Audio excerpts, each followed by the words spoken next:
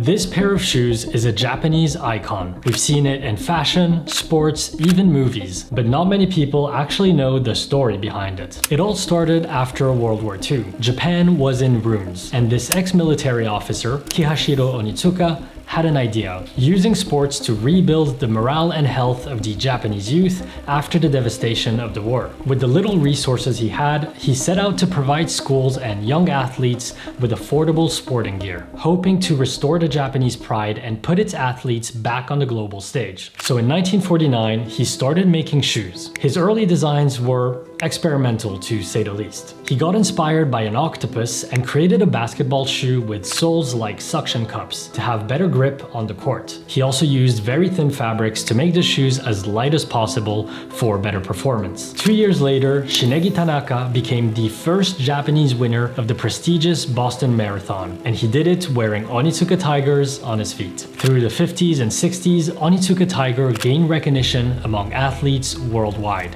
Marathon runners, wrestlers, volleyball players, all competing in Japanese-made shoes, and Japan was once again thriving. This era was known as the Japanese economic miracle. Then in 1966, just before the Mexico City Olympics, Onitsuka released this model, the Mexico 66. For the very first time, the shoe featured the famous crossed stripes. And here's the interesting part. They weren't just a design choice for looks. These leather overlays reinforced the upper, giving the shoe better stability and support. A few years later, Onitsuka merged with 2 other companies to create ASICS. The name came from a Latin phrase chosen by Kihachiro Onitsuka himself, which translates to a sound mind in a sound body. The idea was that sports and movement weren't just about physical health, but also mental well-being, a philosophy that he'd carried since the very beginning. And those same stripes that started as just a functional detail went on to become the ASICS logo and the brand's visual identity, recognizable all over the world to this day. But the Mexico 66 didn't stay just in sports. The yellow and black version became a cultural icon when Bruce Lee wore them in his movie Game of Death. Quentin Tarantino then took inspiration from it when he made Kill Bill in 2003, making it a key color palette for the movie and dressing the main character in a yellow and black jumpsuit with the matching Onitsuka Tigers. From post-war Japan to Olympic tracks to movie screens and modern streetwear, that's how the Onitsuka Tiger Mexico 66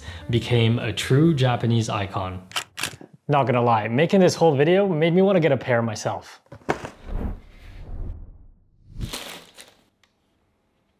Beautiful.